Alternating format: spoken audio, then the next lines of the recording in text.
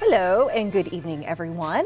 Yeah, good evening. Good evening. Been a busy day. Busy day. Weather and Olympics. Yeah. I mean, hey, if you're going to get rained all day, you might as well have something great to watch on TV. Jinx, you guys owe me. Wait, is that how that works? No, just kidding. Anyway, we've got a lot of hot topics to get to tonight. So we'll start with the intense matchup on the court. Our entire newsroom was invested in this. We all were, so right? Loud. Especially because most of America was. I think so too. This man obviously hails from right here at home. 36 points.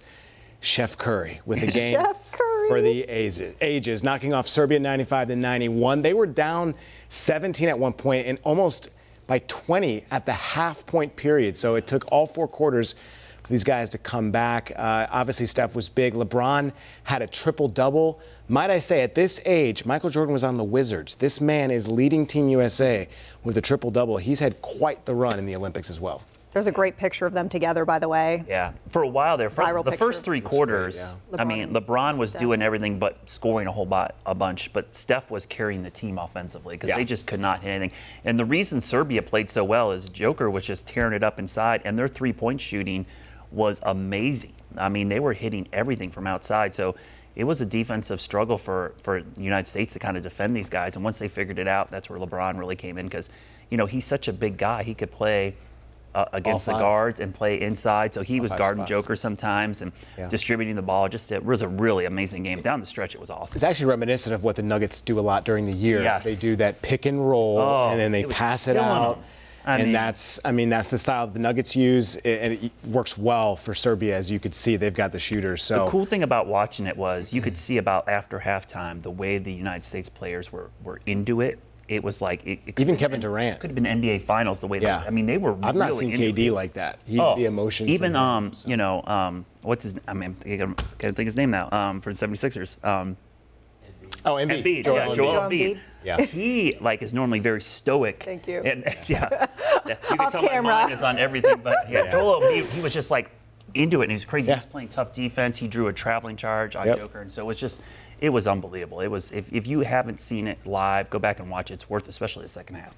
Well, it's cool too because we've seen in prime time we get a little extra context added as well, and it's always just fun to watch it multiple times. So I would say watch it as much as you can. And we got to talk about what the gold medal matchup now is. I know, yes. Unbelievable. So France basically has a whole NBA team as well, and you have the United States. I mean, so it's going to be, and they're playing on their home court, France. So that arena is going to be crazy. You're looking for the 5th consecutive gold medal, Team USA. So I meant to ask our director Sean, who we know is a big Wemby fan. Yeah, he's a big Wemby fan. Well, I did talk to him prior to this. He's rooting for Team USA. Good. He's a huge Spurs fan. He was talking about Wemby coming of his own, though, and becoming a man during this game. I think the United States will have something to say about it, so we'll see. There's, you know, there will be a whole Charlotte connection because our future coach is an assistant coach for France. And, then today, Music? I can remember his game from the Hornets. He was actually on Serbia today, and he was killing us from outside. So it was Bogdanovic? Vizius Mucic. Oh, yeah. He came over in the trade. He was a point guard. Yeah. And, I watched him play this year. Outside, so. We have a little time to figure out the name. Yeah, we'll get there. The pronunciations. Well, hey, that's all I remember. A lot of people are talking about this. The entrance, the ending, the race itself. Noah Lyle's not able to take home the gold, but he did get the bronze in the 200-meter race. And as was revealed, he had COVID all the while. He says he tested positive 2 days ago. We see Botswana's Letsile Tobago taking gold, Team USA's Kenneth Bednarik winning silver, and Tobago's first African man to win an Olympic gold in the 200-meter sprint. Botswana's first ever Olympic gold, first ever. So it's good to see Botswana obviously getting the gold. I know Noah was not happy, and a lot of folks are obviously talking online about this, but you know, it happened on Tuesday where he tested positive for this. And it sounds like potentially there could be other athletes that are getting sick. I'm not exactly sure, but it's a tough thing to see. Obviously, him wheeled out on a wheelchair. You never want to see something like that. So yeah, he you know his story. He has asthma, and so that when you saw him running, it almost looked like he was having an asthma attack. He was really struggling to breathe, especially at the end of that race. So you knew something was wrong, and then you find out it's COVID, and that's that causes you issues to breathe as well. Indeed. So it was a crazy race. Good news for Botswana, though. That was it kind of came out of nowhere. Well, you alluded to, Colin. I mean, this is not the first athlete we'd seen during these games coming down with COVID. I remember a bunch of swimmers recently making headlines for this, and I guess it is drawing to light the fact that the Paris Games are treating the protocols for COVID-19 a lot differently than we saw the last couple Olympics that were during the pandemic. Yeah, or shortly afterwards. We'll have to see. He's still up for the 4x1 100-meter final, which I think is tomorrow. Yeah. So we'll have to see if he races in that. United States is still favored, so they still could win another medal in that respect. Same thing with the women's. Who the alternate is, because usually they bring alternates for this, but I wonder who they would swap out with. That's a good question. Yeah. I just want to make a note, though. The United States track and field team, they have 27 medals. I do believe this is the best Olympic Games for any United States track and field team to ever go to Olympic Games. So, and they, like I said, they have more medals to be won still. Yeah. Well, it feels like they're killing it. It feels like it, and they are. Obviously, when you pull numbers. Yep.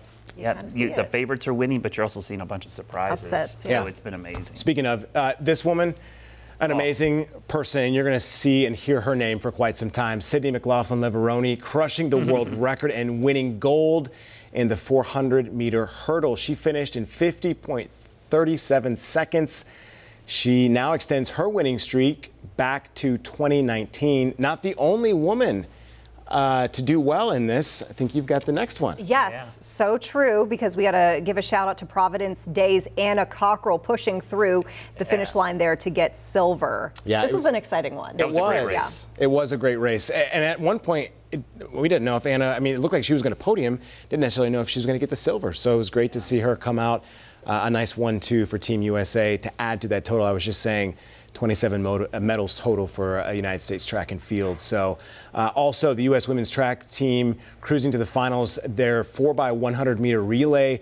At one point, Germany was in the lead for quite a while, and Sha'Carri Richardson took off. Yeah. Gabby Thomas is on this team as well, and the finals coming up soon. So I cannot wait to see these women run again. Yeah. Those are some great races. And the interesting thing is when you see some of these finals, and we have 3 Americans in the final heats, it tells you how good the United States is, because some countries barely have 1 person making it to the finals, and we're getting 3 in there. So the opportunity to win medals is, like Colin alluded to, is going to just keep increasing as we go to these final races. Yeah, and I mean, we really saw Richardson kind of buoy the squad, if you will, in this one.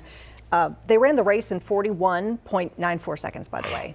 Well ahead of Germany and Switzerland. He was getting nervous in these relays because the handoff, the exchange. Yeah, if you drop it or you exchange outside of the exchange line, you're done. So that they're fast, but you could totally screw it up by not doing it correctly. We don't have a picture which of this. We've seen. Yes, or dropping the baton. Yeah. We don't have a picture of this, but I want to give a shout out to Tara Davis-Woodall too, who had an amazing winning a gold medal, leaping an amazing hallmark situation where she went into her husband's arms at the end. I do believe she won gold as well in the long jump. So like I said, cleaning house in the track and field. Yes. Well, now to this, the U.S. women's volleyball team punching their ticket to the finals. The team beating Brazil 3-2. They'll now take on Italy for gold. This game was very close. I mean, all of these games in the semifinals are going to be close because that's just the way that it is. I love volleyball. This one was like heart-stopping. Yeah, these women are amazing. I mean, the whole time. Just the nonstop volleys back and forth. I mean, it's just these. Yeah, as you mentioned, these games have all been close. It is really tough to pull away. They did in that final game, but man, it took a while. They were, give credit to Brazil. They are very good at volleyball as well. When I see a ball spiked, I just think of, man, how fast that ball is coming and how quick they're able to get under the ball on the opposite side of the volleyball court there. It's so quite amazing cool to watch. see the passing game and the sets and the short sets and just the way they run plays and the athleticism. Some of these women, like you said, the power of these spikes, unbelievable. Woo. Make some heads roll. Yeah. Watch out. That's not your backyard volleyball. No. Just like the badminton. Yeah. They'll go through a brick wall. Completely different sport. Or the table tennis, that thing goes. Yes.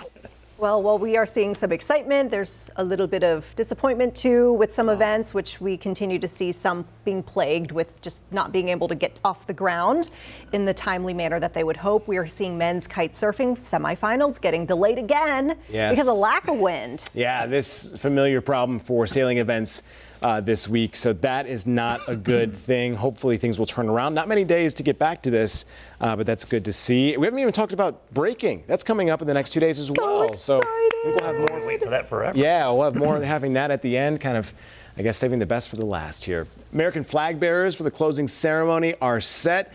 This is a reveal you need to see. Olympic swimmer Katie Ledecky and Olympic rower Nick Mead will represent Team USA, both winning gold medals in Paris.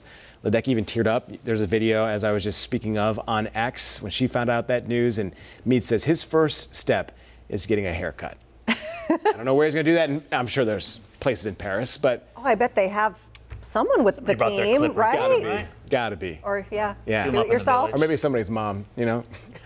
Yeah, someone there will handle Get that bowl out. Yeah, man, the bowl haircut. Let's take a look at this video. Olympic gymnast Jordan Childs encouraging one aspiring athlete to chase her dreams. Yeah, this was really sweet. On the Today Show, Childs met 11-year-old Alexa, who wants to be in the Olympics.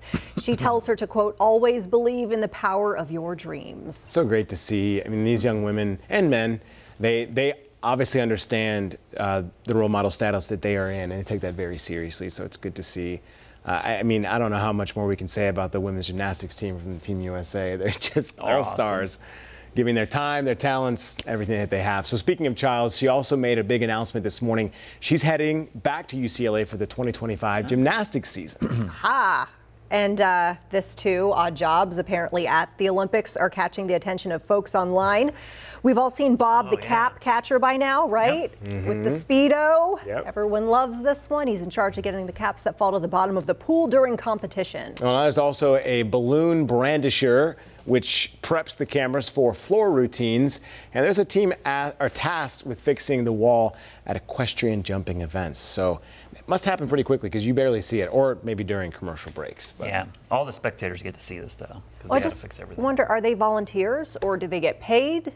Great question. You got to be, can't be shy because you're doing it in front of a huge crowd. Well, and you can't mess up. And they've got to train these people too, I'm guessing. Do it quick, you know, get out there and like stewards. Yeah, the jumps, you got to put the bars back up on the equestrian. That's right. Yeah, make sure the next horse can jump. So, hey, as we wrap this up tonight, we want to take a look at the latest medal counts. As I said, we could still go way over 103. We still have a shot at numerous events in the days ahead. So, as you can see, leading the way with 103, our next closest country is China, France, Great Britain, and Australia with the top 5 there. And tonight on WCNC Charlotte in prime time, we start on the springboard. The men compete for the gold in the 3-meter diving final. From there, we go to the starting line for a number of races, including the men's 200-meter final, women's hurdles, long jump as well. And as always, stick around with us for the late newscast at 11. We'll see you in about 12 minutes or so at 7 for our newscast then.